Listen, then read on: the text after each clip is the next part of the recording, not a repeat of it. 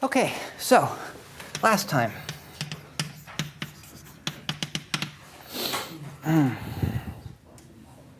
Right, well, last time we had fun talking about degrees. So in particular, we established that if you have a map with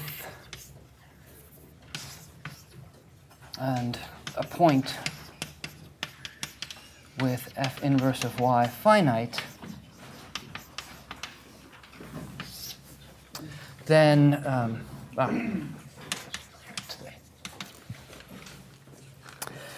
then the degree of f can be computed from the local degrees.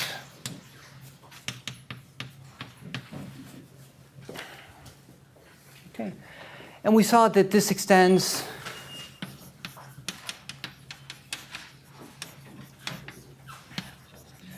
to compact, connected, oriented manifolds. Right? Both the fact that there is a degree and that you can compute it using the local degrees whenever you have a point with finitely many inverse images. And we talked about how if everybody's smooth,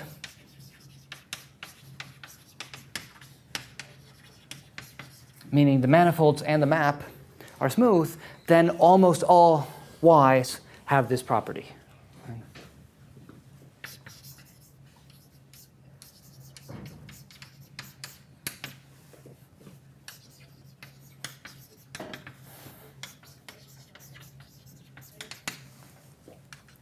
Right? And so in practice, in real life, that's how you compute the degree. Okay. So that was last time. Questions on last time? Can you say one more time how you get the local? Sure. So every point xi has a neighborhood in Sn that looks like Rn, right? Is homeomorphic to Rn, right? So f restricts to a map between such a neighborhood of xi and such a neighborhood of y.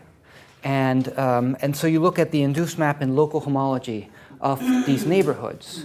And you are again mapping z to z. And so this is multiplication by some number, and that's the local degree. Right?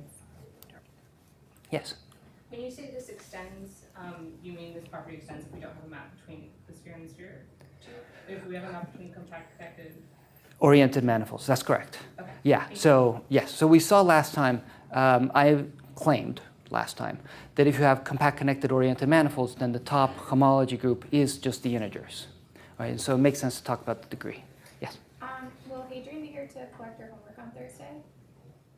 That's an excellent question. I will look into it. Okay. Yes, more questions?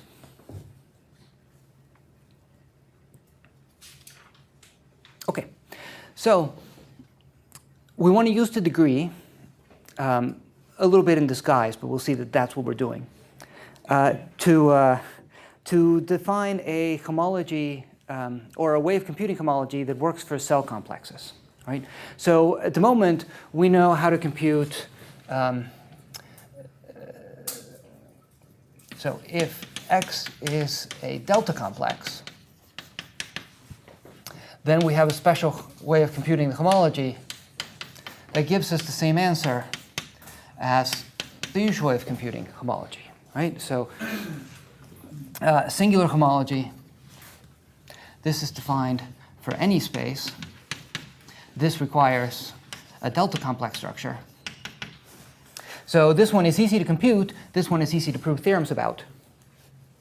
So it's nice to do the same. But delta complexes are very special. What you have a lot of are cell complexes. So we want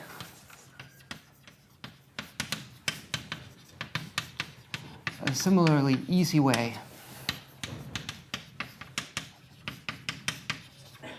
of computing the homology when X is just a cell complex.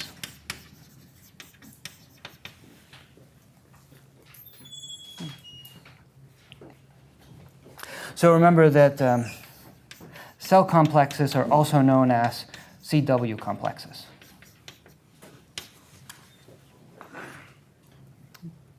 So we're going to define a chain complex.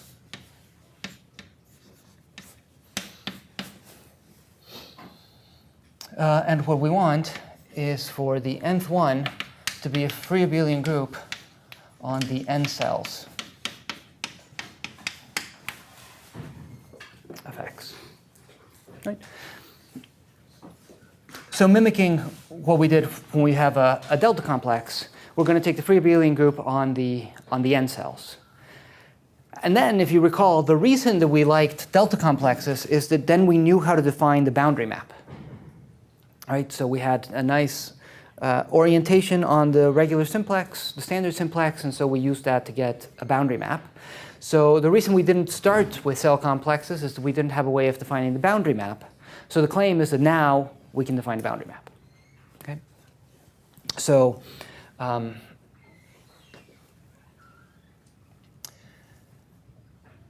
well, let's work up to the definition of the boundary map. So we want to define.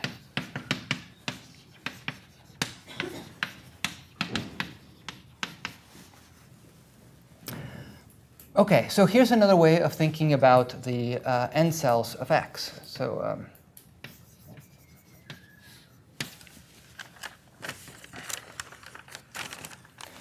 if X is a cell complex, then first of all, if you look at the n skeleton relative to the n-1 skeleton, then this is either the free abelian group on the n cells if n is equal to k, or just 0. Right? So we saw this for delta complexes, but in fact it's true for cell complexes. It's also easy to prove that if you look at just the n skeleton, then this is 0 if k is greater than n. And on the other hand, if you look at the inclusion of the n skeleton, then this induces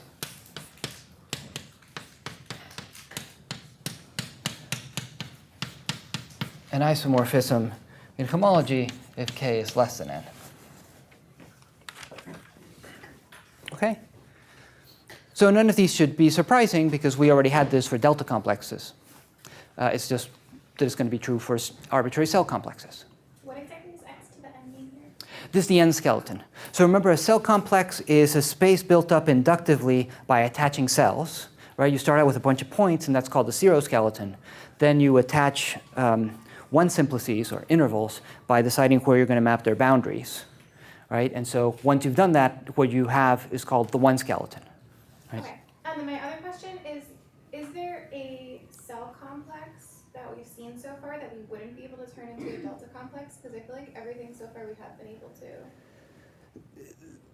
So that's a fair question.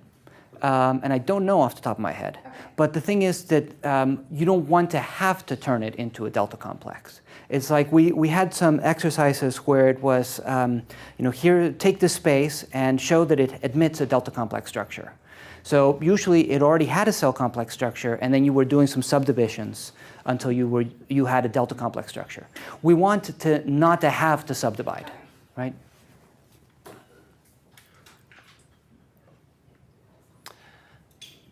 Okay, more questions on the statement?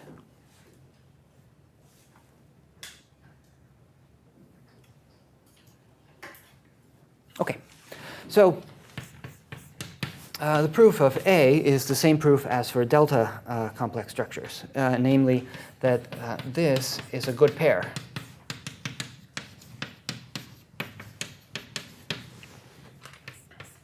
So hk of xn minus 1 is the same as hk tilde of xn over xn minus 1, which is hk tilde of a wedge of n spheres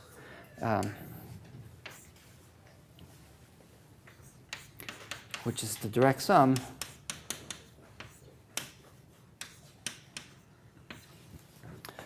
of these guys, which is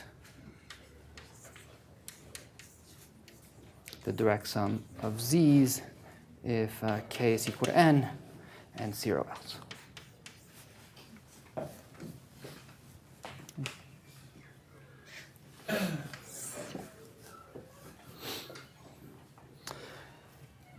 Okay, on the other hand, for B and C, we look at the long exact sequence of the pair. Right, so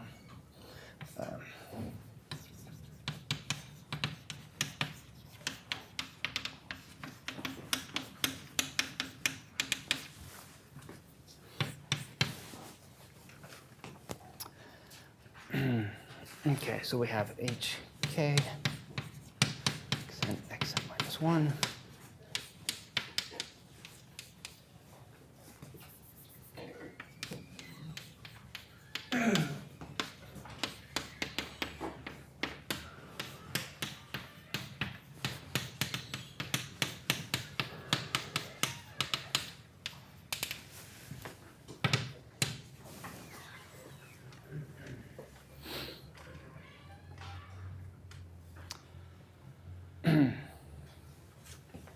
Okay, so if k and k minus 1 are different from n, then this is 0 and this is 0. So we get that hk minus 1 of xn minus 1 is the same as hk minus 1 of xn.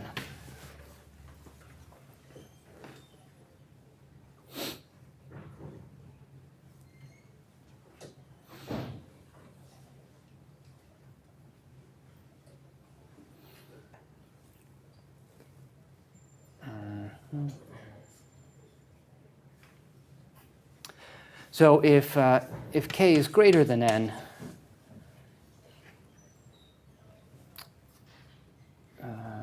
so let's say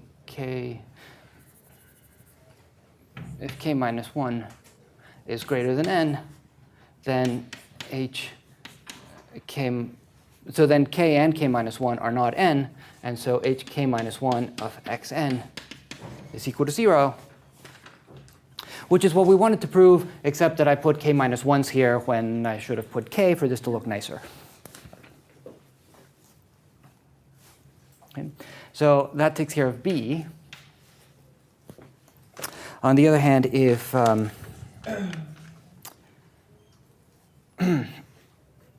if k is less than n,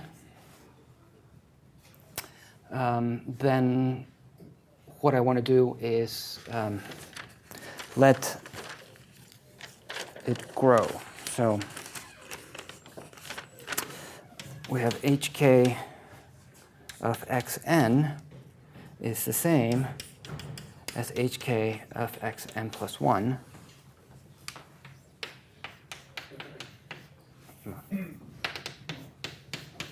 Hk of xn plus m for any m.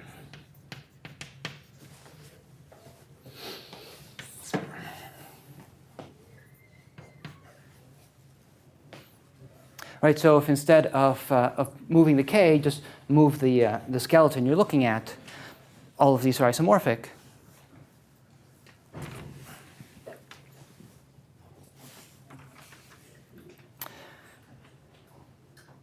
Okay, so we have two cases. Either x is finite dimensional or not. Right? If it's finite dimensional, then we're done. You just take large enough m, and then you get all of x. Right, so this proves C.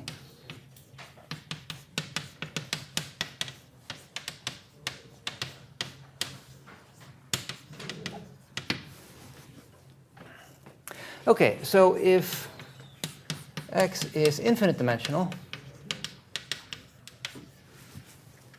well, we've had to handle infinite dimensional cell complexes a couple of times before, and we always do the same thing. We take advantage of the fact that any compact subset of a cell complex intersects finitely many cells, right? So that means that if you look at things at the chain level, then for each individual chain, it's enough to have this statement for finite dimensional chain complexes. So to be more specific, let's give this a name. Let's call this I. So let's check that I star is surjective. So given a class in HK of X,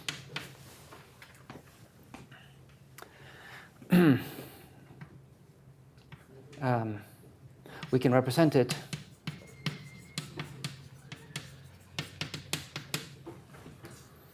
as well, with a finite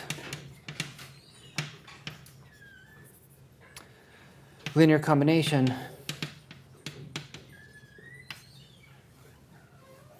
of singular n simplices, k simplices, each one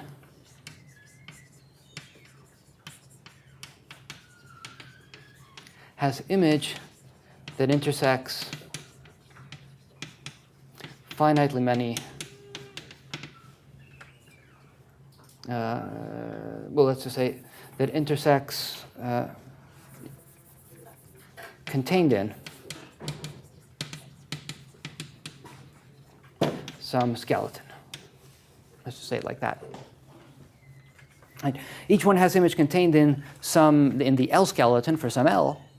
And since there are only finitely many, I can pick L large enough so that the L skeleton contains all of the images.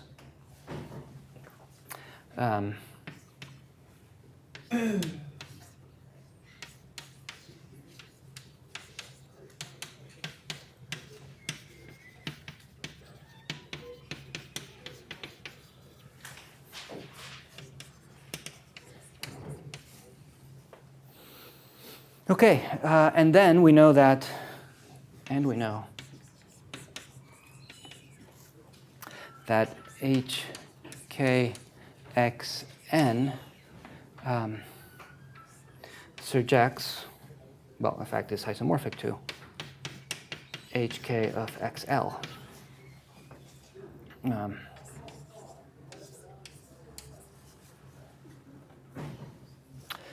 Right, so that particular class is actually present here, and so it's in the image of I star.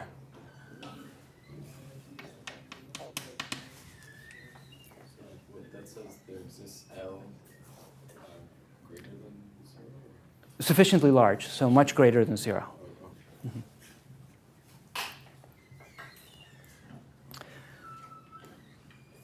Okay, and to see that it's injective is similar.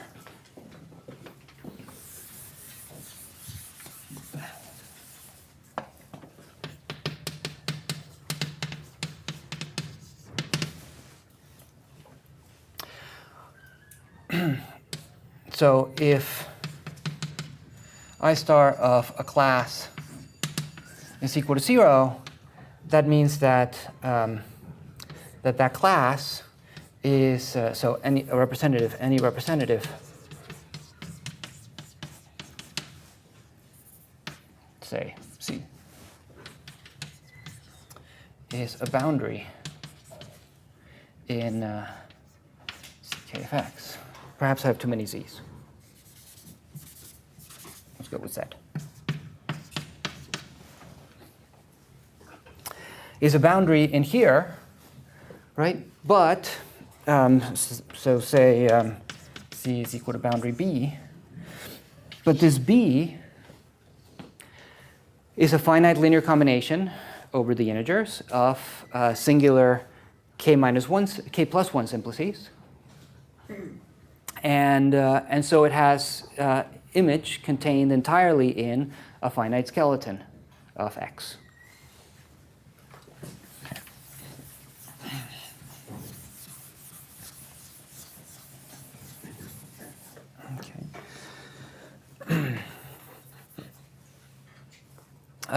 So we can find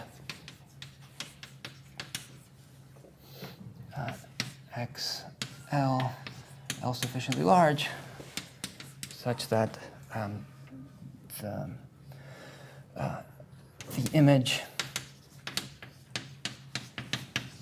of the singular simplices with non-zero coefficient in B is contained in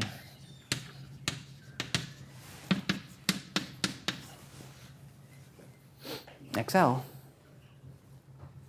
Okay. And then since we know that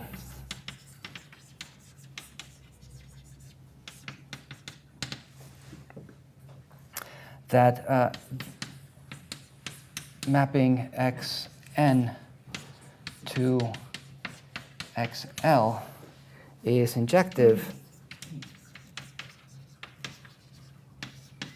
for L greater than n, we know that actually this class was already 0 in HKXN. Okay. So it's our usual, really our unique trick for dealing with infinite dimensional cell complexes, right? That every element only involves a finite skeleton. A finite dimensional, yes. Can I ask a question about the proof of B? Sure. Really, it's just the last line. I don't see how it follows from the line before. So I get that for k and k minus 1 not equal to n, we have this isomorphism from the long exact sequence. Why does that imply that the k minus 1 homology next to the zero? By induction, I suppose. I didn't say much, did I? Yeah, by induction. So you just keep going down until you get to h k minus 1 of x0. Right? And then that one is identically 0. Because you just have points. And so then we know what the singular homology is. Yes, thank you. I should have said that. More questions?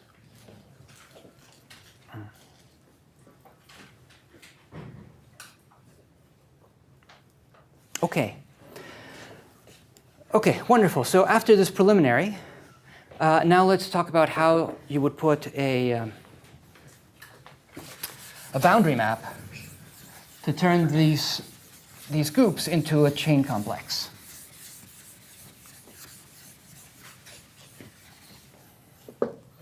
Right, so we have C n plus 1, CW, and I want the boundary map to get to Cn,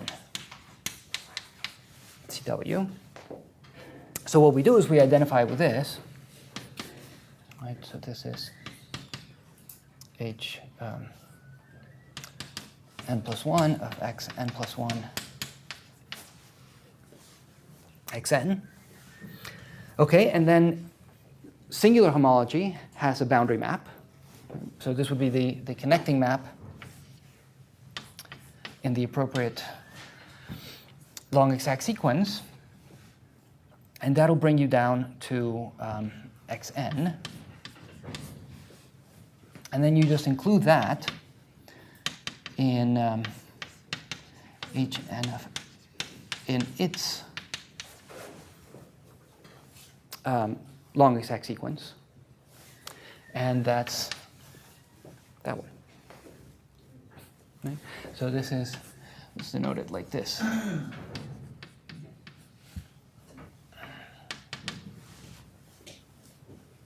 Okay, so notice there are two.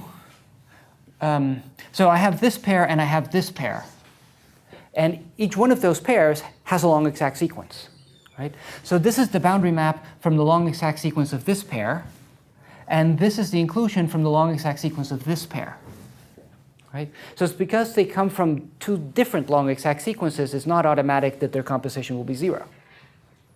Right? Which is why this is a potentially interesting map and not identically 0.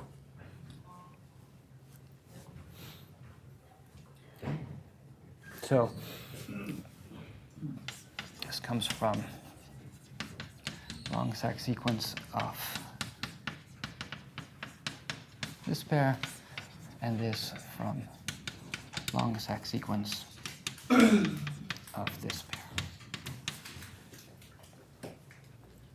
Okay, that's also how we can see that, well, I'll leave that up.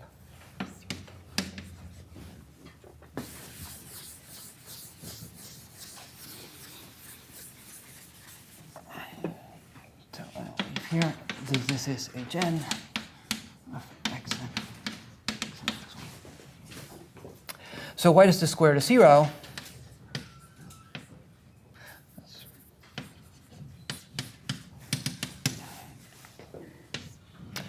So let's say you have Cn plus 1. We're going to map to Cn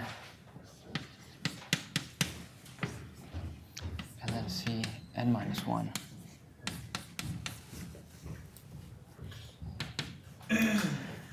Okay, so this is Hn plus 1.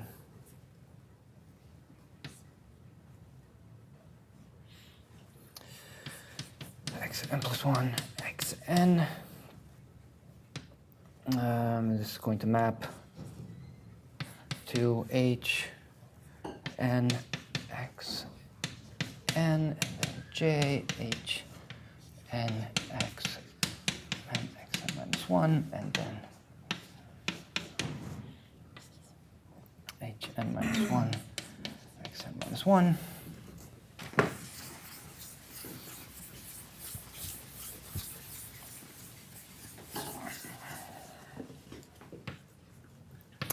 And then Hn minus 1, Xn minus 1, Xn minus 2. Okay, let's make this match up.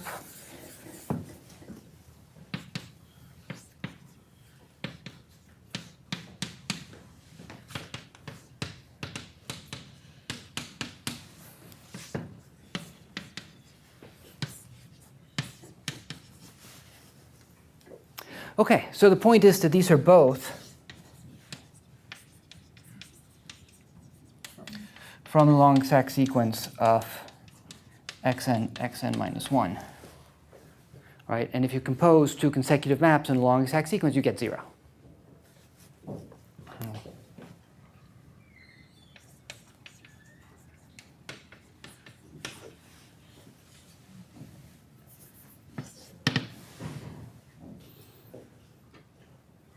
Okay.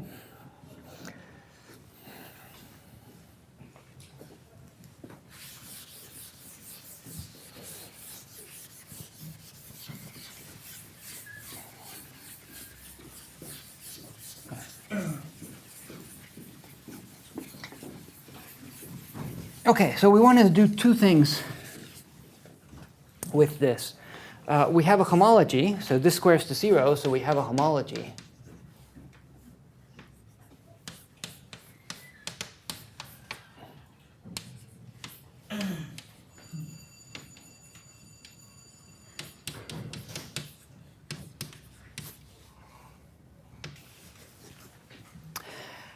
And we want to know that this homology is the same as the singular homology of X.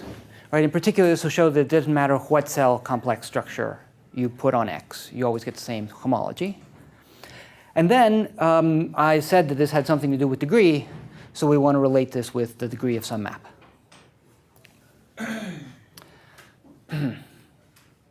Okay, so I think right away I want the theorem.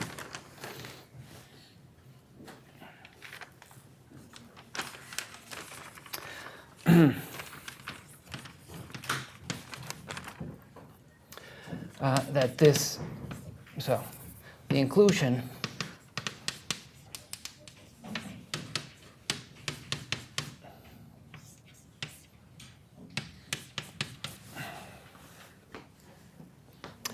induces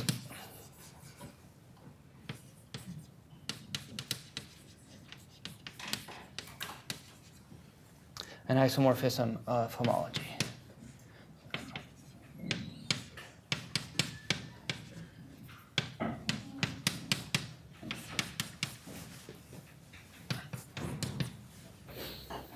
Okay, so as you'd expect, this is just going to be fun with the long exact sequence of pairs.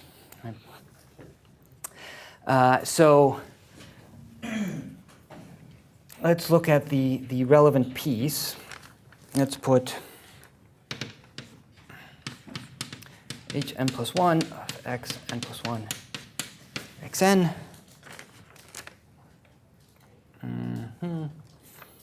Let's give ourselves more space.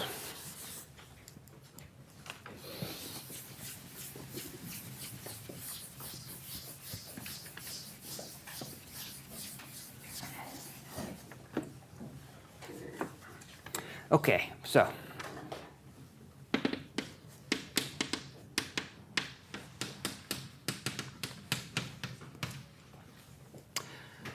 here, let's map up to, so with the boundary, we get h of xn, and then this further maps to h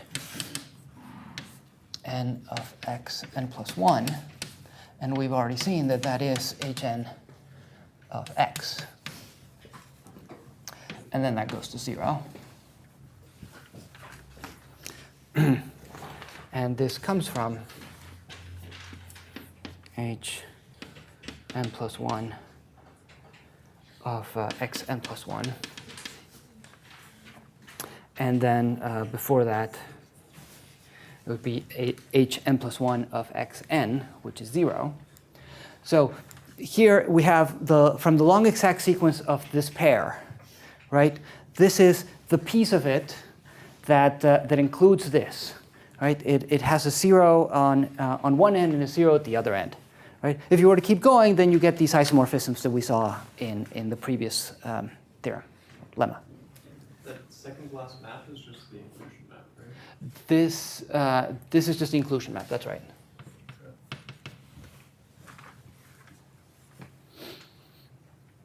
Okay. Now, this maps forward to hn xn xn minus 1. And this one we know is the composition of taking this boundary from this long exact sequence and then taking the inclusion from the long exact sequence of this pair. Right? So that means that we have over here the long exact sequence of this pair.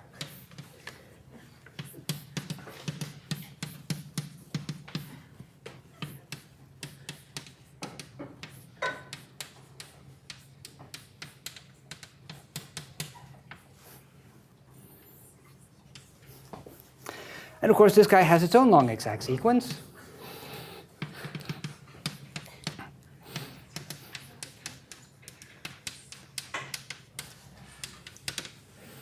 And this composition, is the boundary, is the CW boundary map. This would be n plus 1, n plus 1, and so on. Right, and this. Yeah. Okay, so every one of these sits inside a long exact sequence, and those fit together with these common groups to give us this diagram. Okay. How would you come up with this? Well, so somehow this equality is natural, right? Okay. So then you need a map that goes from here to here, right? So I think, on a good day with some staring, you would have come up with this boundary map, right? And then once you've come up with this boundary map by combining the sequences, well, then you just get carried away. And you just draw all of the sequences, yeah. And that's your diagram. OK, but the nice thing is that now that you have this diagram, you just do some staring. and you get this there. OK, so why? OK, so here is the staring to look at. So Hn of x is, okay, well, yeah, Hn of x is right here. Right? So that means that it is, and then since I have a 0 here, that means that this guy is surjective, right? And so it's going to be, this guy is isomorphic to the image, sorry, to this guy modulo the kernel of this map, right? But because this is a exact sequence, the kernel of this map is the image of this map, right? So here we get that this is Hn of xn modulo the image of boundary n plus 1. Okay, great. So I have here and some subgroup that I'm modding out by, and now this guy is injective, right? Because I have a 0 over here, right? So I can take this subgroup over here and I can move it over here, right? So J star injective tells us that the image of this guy is the same as the image of this map because this commutes. Well, they're isomorphic. They're not the same because they live in different groups. On the other hand, the image of Jn star is Hn xn, which is the kernel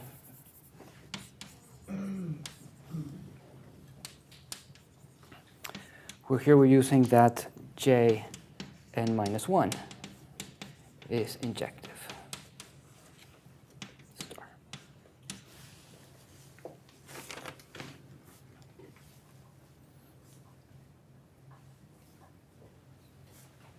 Okay, so we want to know what's the kernel here. Hn xn. Yeah.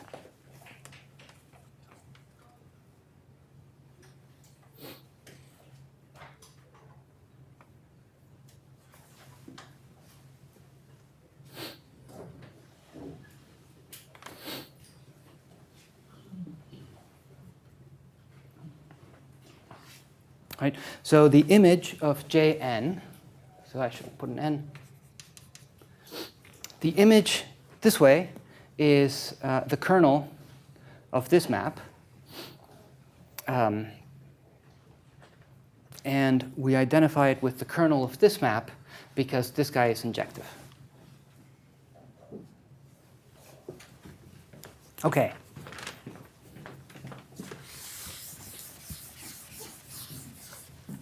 But then the kernel over the image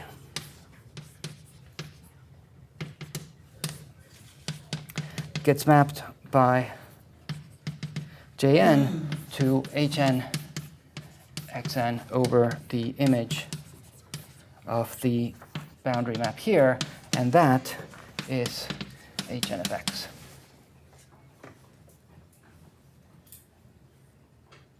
Okay, so the isomorphism between these guys really is just inspired staring at that diagram.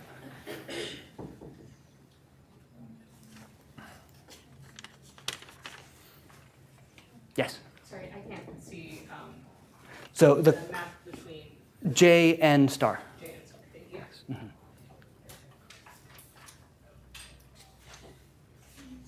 Right. And it's an isomorphism because we've modded out by the kernel.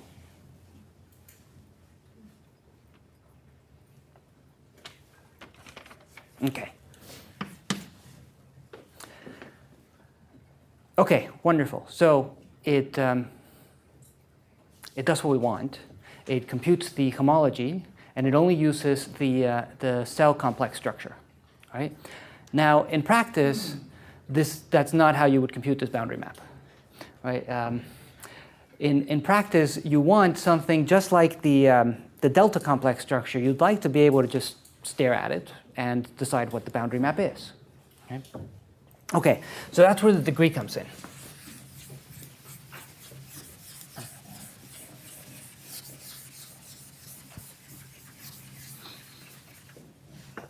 So if we just have C n plus 1 CWX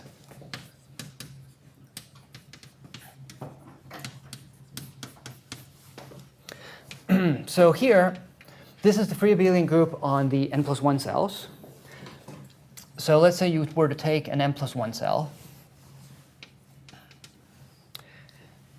and then this takes it to the free abelian group on the n cells. So whatever this is, it's going to have to look something like this. Right? So it's just some z linear combination of the n cells, right? Because everything in here looks like this. Right? So it's just, what are these coefficients? So what we're going to show is that, so claim d alpha beta is the degree of, I think I want to call this delta alpha beta. Okay, so this is an n plus 1 cell. So that means that it's just a disk, an n plus 1 disk, that we're attaching to the n skeleton of X by means of some attaching map defined on its boundary. Right? So, okay, look at the boundary. Let's put an alpha. And attach that onto X. And I want to relate this to the beta n cell. Right? So this is an Sn. So we're going to map it to an Sn beta, where we collapse everything outside of the n cell. So this is going to be the collapsing Q beta, is collapse X minus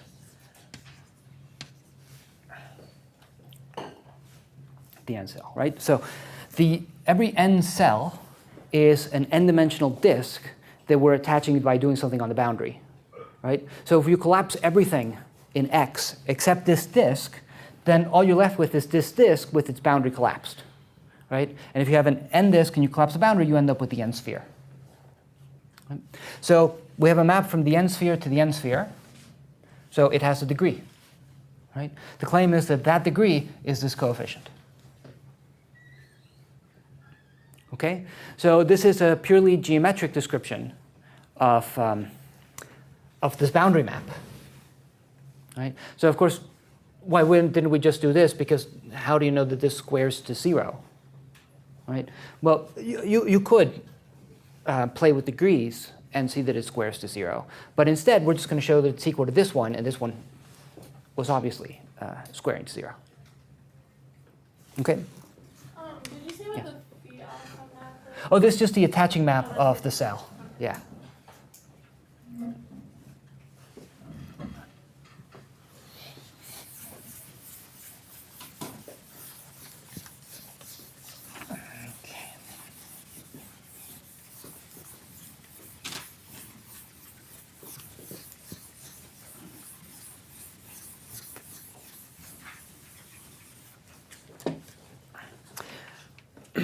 Okay, so this is called the cellular boundary formula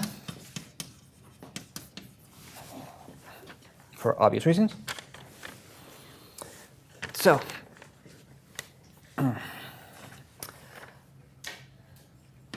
again, we just have to draw the right diagram and then stare at it. Right? So in this case, the diagram is going to be like this. We're going to have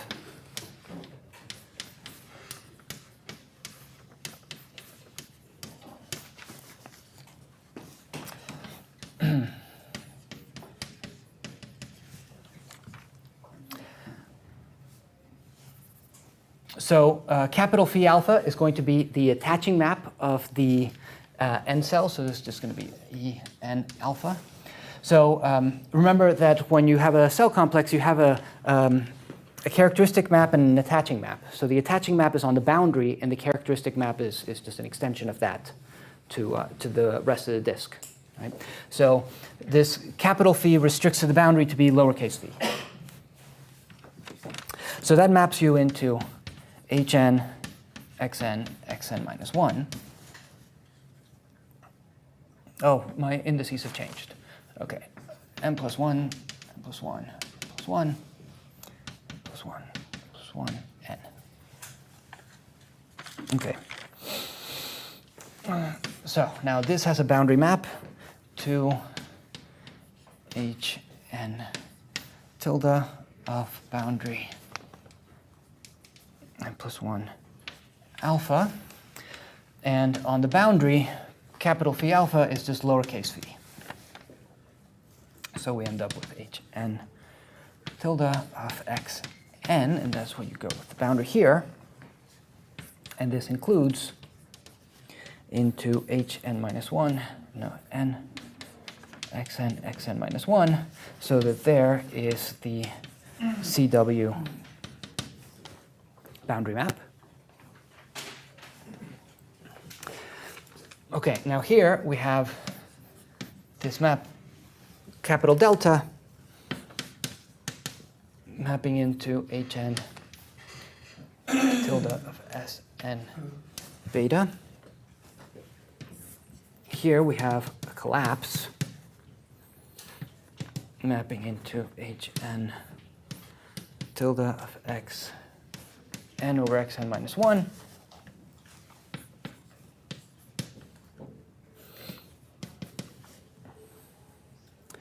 And here we have an isomorphism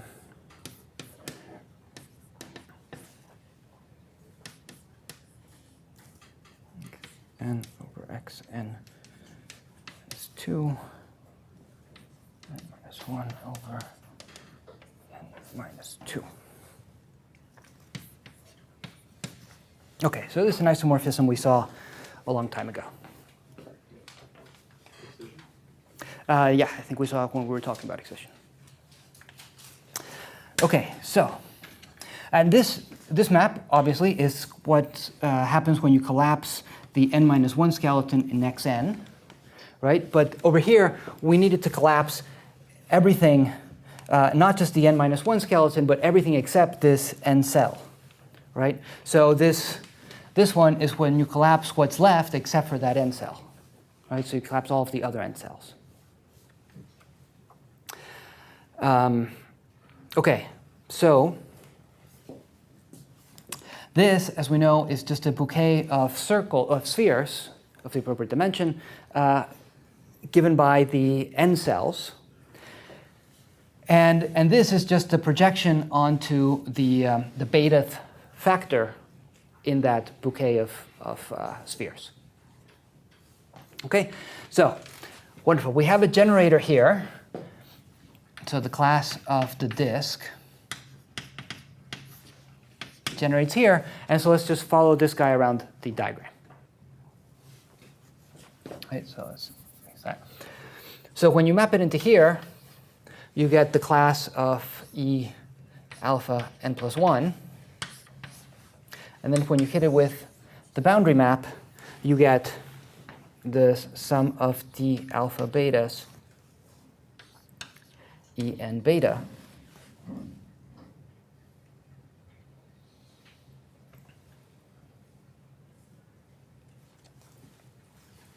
When you map this guy this way, you get the degree of delta alpha beta, right? Because this is exactly this map. This is the induced map. And it's given by multiplication by the degree, right? And this was a generator, so we just have multiplication by the degree times 1. On the other hand, if you start with this guy and you go around the diagram this way, right, then like we said, this one is just a projection onto the beta-th factor. So you just get d alpha beta. Right? And since the diagram commutes, those are equal.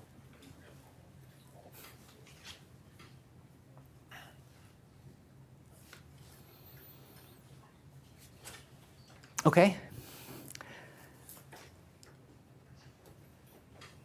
Excellent. So the point is that the degree is something very geometric, but also has a very natural relation with homology, right? It's just what you multiply the generator by when you're mapping between homology of spheres. And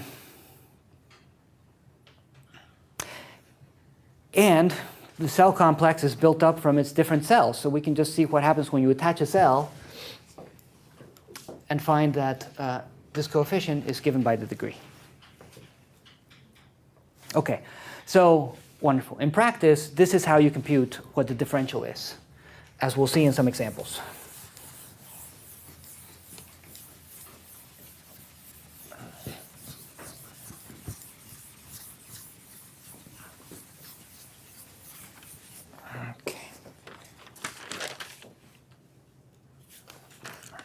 Okay, so let's do a two-hole torus.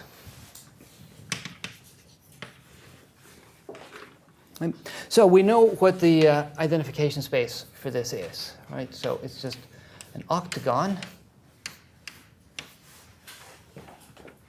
And the word around it is just the product of the commutators of AB and CD. And let's call the interior U. Right. So this has a cell complex structure with 1 2-cell, 4 1-cells, and a single 0-cell. Right? And as we've seen before, you could subdivide this and get a delta complex structure, right? But the point is that now you don't have to. Right? Okay, so the one skeleton is just a bouquet of 4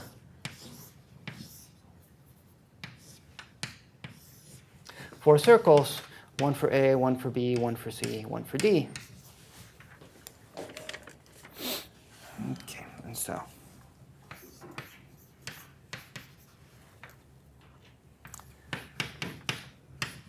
our complex looks like this.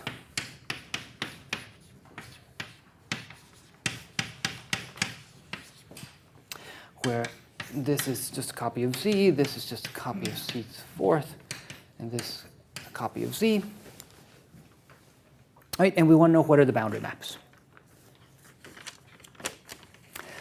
Okay, so the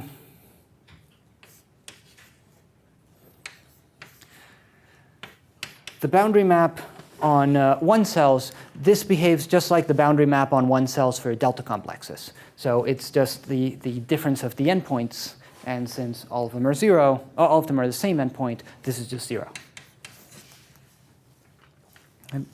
Okay. This guy, it turns out, is also 0. Okay? So why is that? So if we write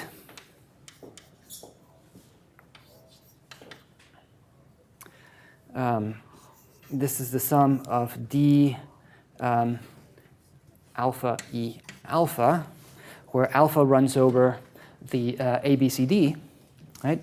Then let's see, the dA would be the degree of the map from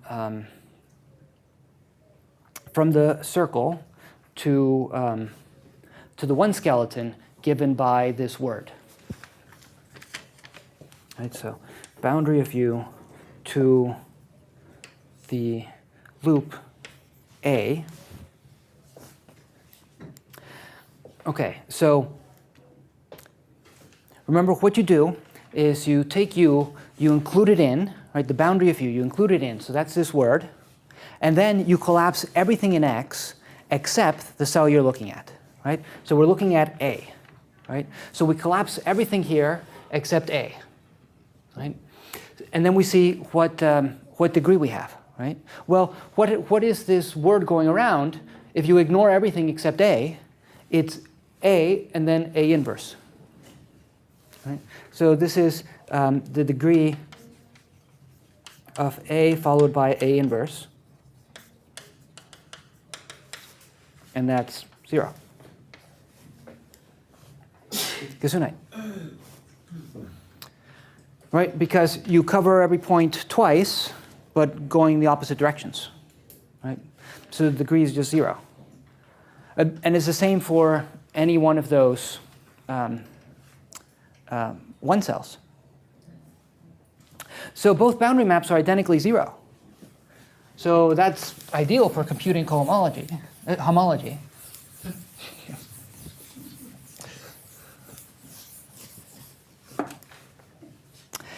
So it follows that the homology, that's what was CW homology, is the same as the corresponding chain group, right? Because all of the boundary maps are 0. So this is just Z if n is equal to 0 or 2, C to the 4th if n is equal to 1, and 0 else.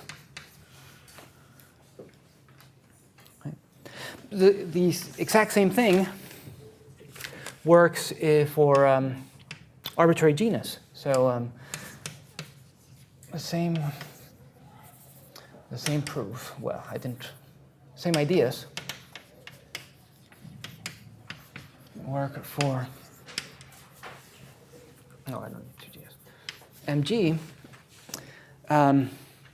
Here, the identification space is some polygon with a bunch of sides. With the word around it, the word around U is just a product of commutators, say A1, B1 times A2, B2, AG, BG. Right? And so when you compute the boundary map in degree 2, you get 0 for the same reason that each coefficient, dAi, say, is the degree of the attaching map from the boundary to the loop with just that AI. And this is the degree of AI followed by AI inverse. Because all you do is you look at this word and then you ignore everybody except for AI. And it occurs twice with opposite signs. Right? So we conclude that the homology of MG is Z in degrees 0 or 2, C to the 2G if n is equal to 1 and 0 else.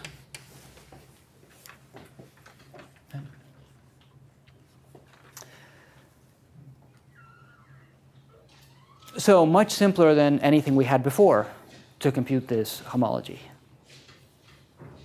And also very geometric. Okay. Yes? So let's say we had a cell complex where, like, say, the A edge is pointing the same direction each time. Let's. So how then, like, how do we know which orientation we're supposed to view that in? That is to say, how do we know whether the boundary map gives us 2A or negative 2A? Well, you have an orientation. Well, I mean, every cell you could have an orientation, and so you have an attaching map. It is an actual map from the circle, and so say. So- So the circle so- has an orientation. So basically, it depends on whether we're attaching U clockwise or counterclockwise. Exactly, yeah. Okay.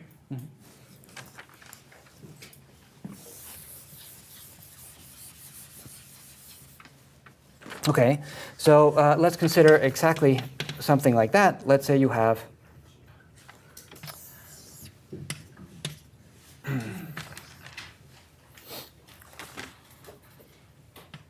RP2.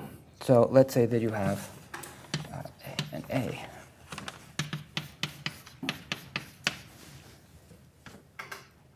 Right.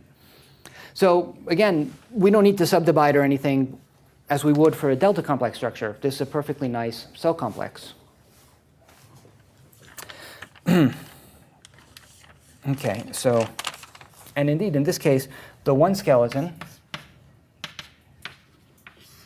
is just a single loop with A, and the boundary map applied to U is going to be the degree of the map from boundary map to here, which just does A twice. So it's going to be, it's going to be this times A. So it's just going to be 2A. Because you just go around the circle twice. So that has degree 2.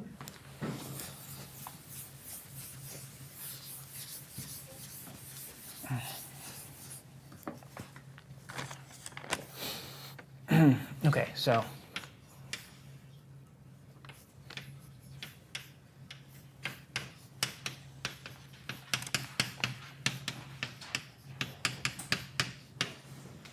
this is Z, this is Z, this is Z. This map is multiplication by 2, and this map is multiplication by 0. Right? So we see that H n of RP2, CW, but it's the same, is going to be Z in degree 0. It's going to be C mod 2Z in degree 1, and it's going to be 0 else. Right? Obviously, for degrees greater than 2, and for the degree 2, it's because I'm supposed to take the kernel modulo of the image, right? But this map doesn't have any kernel; it's injective. So this, in addition to other things, tells us that RP2 isn't orientable. That's correct. So once we've shown, it's probably the next semester, that orientable manifolds have topology equal to Z, then this shows that it's not.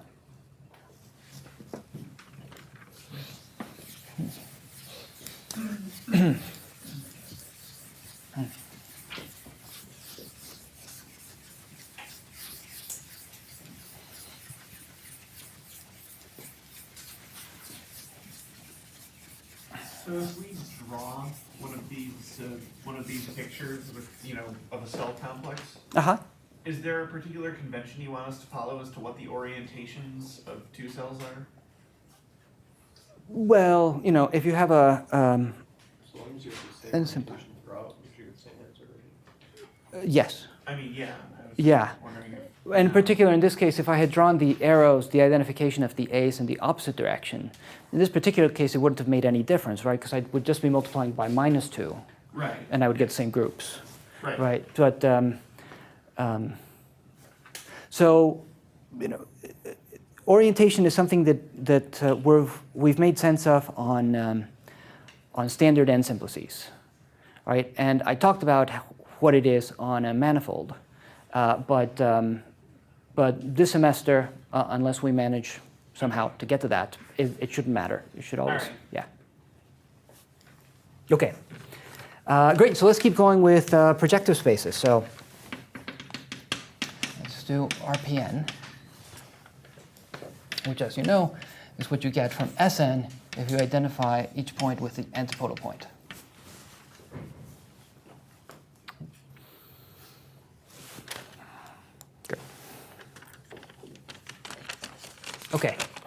So let's write Qn as the quotient map from Sn to Rpn. And notice, so let's draw. For S2, if I look at the upper hemisphere and the lower hemisphere, then of course Q just identifies points in the upper one with the lower one, and then identifies antipodal points on the equator. The equator is a copy of S1, and if you're identifying antipodal points there, you're just getting RP1. Right? So in general, you can always write Rpn as Q of, say, the upper hemisphere and an Rp n minus 1 from the equator.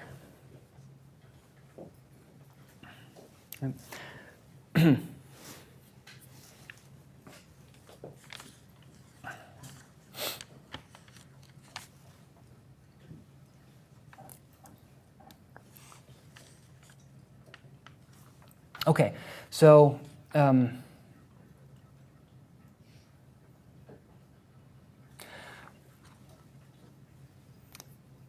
using this and induction,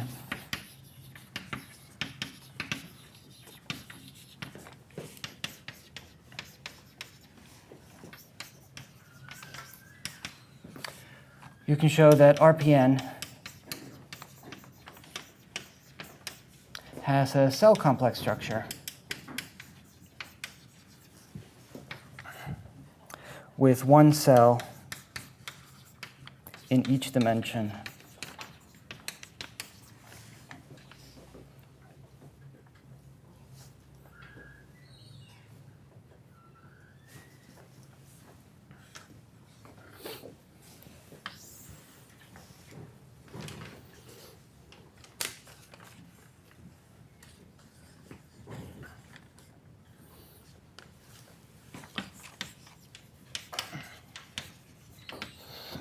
the attaching map of, say, EK is S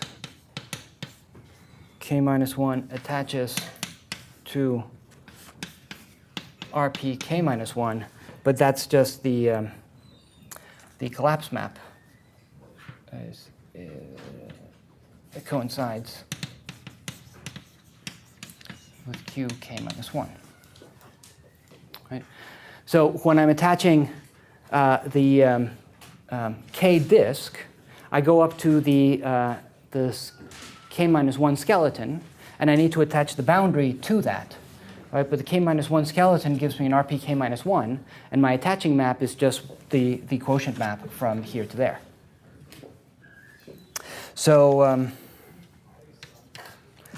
so this delta, the map that we want to find the degree of, goes from Sk minus 1 to Rp k minus 1, and then collapses everything but the cell I'm looking at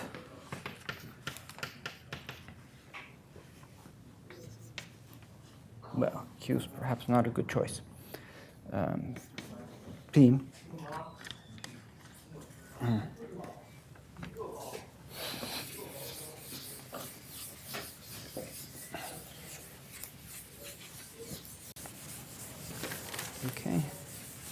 Okay, so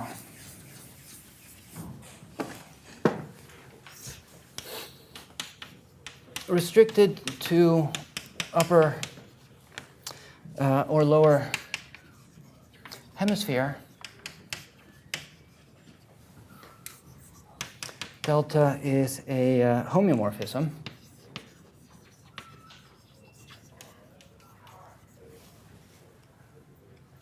And these two homeomorphisms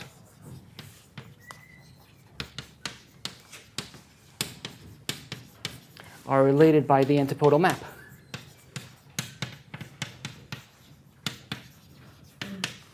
Right? So you're doing the same thing on the upper hemisphere as on the lower hemisphere, just at the opposite point.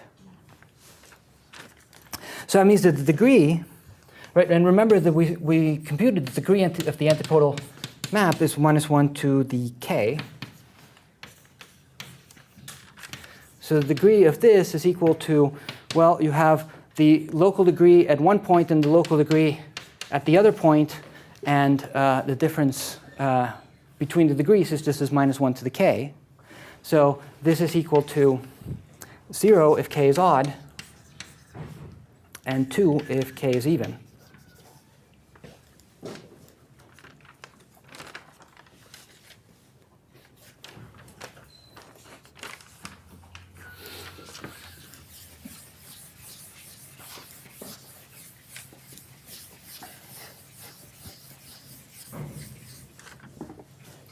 Okay, so that means that the CW complex for RPN looks a little different if n is even or if n is odd, right? So you always have a SED anywhere where it's not just, anywhere where you have cells, you just have a single cell.